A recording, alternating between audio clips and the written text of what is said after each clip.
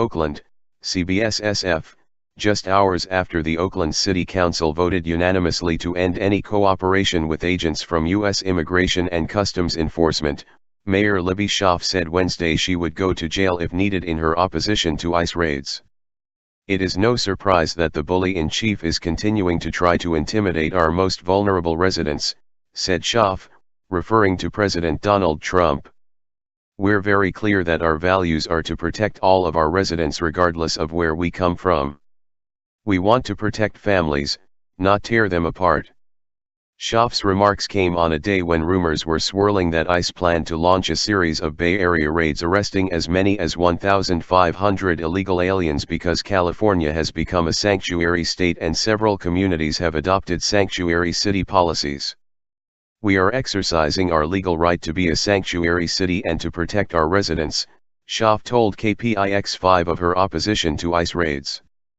"The fact that the federal government is suggesting that it is actively retaliating against jurisdictions that are exercising their right to have sanctuary policies, that is what is illegal." When asked if she were willing to go to jail to defend those policies, Schaaf answered emphatically yes. Schaaf said the reports of pending raids have escalated fears among the local immigrant community.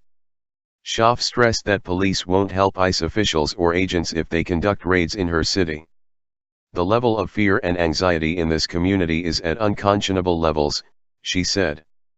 "The important thing for people to know is that we have a 24/7 rapid response hotline which is partially funded by the city, the county, and philanthropy.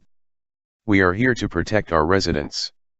She said the rapid response operation has more than $1 million funding and will come to the legal aid of any Oakland resident detained in an ICE raid.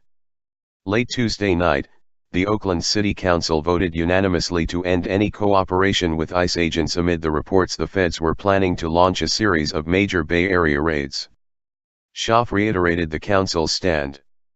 "We will not have a presence, we will not do anything to suggest that we condone ICE raids in Oakland," she said. City Councilwoman Rebecca Kaplan introduced the legislation to clarify that Oakland's police department is to not collude with ICE, including providing traffic support.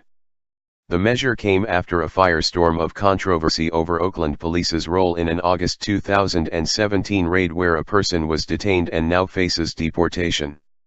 Despite Oakland being a sanctuary city, OPD officers provided traffic support for ICE agents executing the raid.